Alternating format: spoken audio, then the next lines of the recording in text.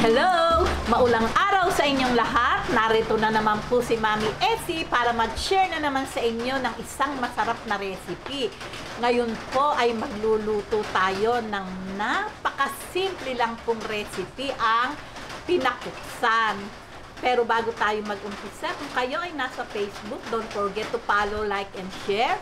At kung nasa YouTube naman po, wag lang kalimutang mag-subscribe at pindutin ang bell button para lagi kayong updated sa ating mga bagong video.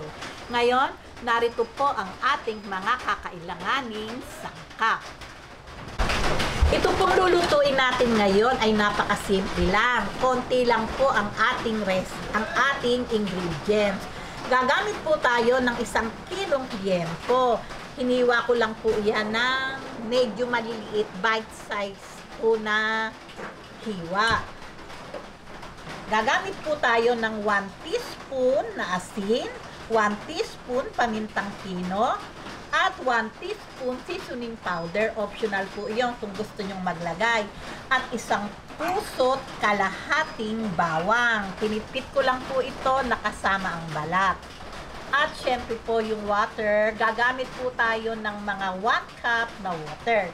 Ngayon, umpisahan na po natin yung pagluluto. Ngayon, ilagay po natin itong ating pork.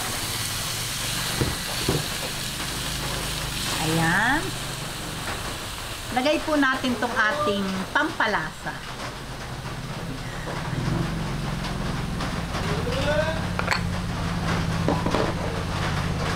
Lagyan po natin ng water, mga 1 cup lang po. Ayan. Ngayon po, isalang lang po natin to sa mahinang apoy hanggang sa matuyo yung ating inilagay na water, at magbabalik po ako pag tuyo na yung water. Pero hahalu-haluin po natin, baka po manikit kasi sa ilalim kung hindi non-stick yung ating gamit. Okay, takipan na po natin at magbabalik. Okay, ngayon paalala lang po, ang pagluluto po ng pinakuksan ay pakukuluan lang po natin to sa mahinang apoy. Medium to low heat lang po hanggang sa matuyo yung kanyang tubig. Okay. Ayan, pagka po ganito na tuyo na po yung tubig, ayan, yung po ating sinabaw kanina, ito po ay piprituhin natin sa sarili niyang mantika. Talaga naman pong napakabango. Ayan, o, tingnan nyo. Ayan, piprituhin lang po natin to hanggang sa mag-light brown o golden brown itong ating pork. Okay. Ayan, di po ba nakikita nyo, lumabas na po yung sarili niyang mantika. Hindi na po talaga natin kailangang maglagay ng mantika. Ito lang po talagang mantikang lumabas sa kanya yung ating ipang-piprito hanggang sa maging crispy itong ating pork. Ayan, okay. Halu-haluin lang po natin hanggang sa mag-golden brown o light brown itong ating pork. Ayan, pagka po ganitong, ayan, golden brown o light brown, lalagay na po natin itong ating bawang.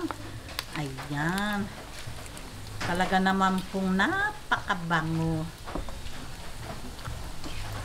Ayan. Hintayin lang po natin medyo mag-light yung bawang, mag-light brown, at okay na po ito. Ayan, okay na po ito. Kung gusto nyo po ng medyo i-brown pa dito, okay din po, nasa inyo po iyon. Ngayon, patayin na po natin yung ating apoy. Ayan.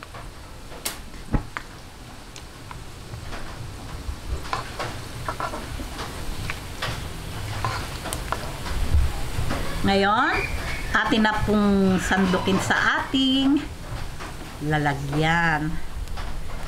Ayan, talaga naman pong napakabango. Ito po ay isasawsaw lang po natin to sa sukang may sili. Kung ano po yung gusto nyong sawsawan. Ayan, heto na po ang ating napakadali lang gawin. Konti ang ingredients. Ang masarap na pinakupsan. O, di po ba? Simpleng-simple pero yummy. napakaganda kasi po na-crispy talaga yung ating pork at yung mantika po talaga talagang natanggal. O di po ba? O paano po gawin nyo na po ito talaga namang maiibigan ng ating pamilya. Kung nagustuhan nyo ang video na to, wag lang kalimutang mag-likes and don't forget to share and subscribe. Bye-bye!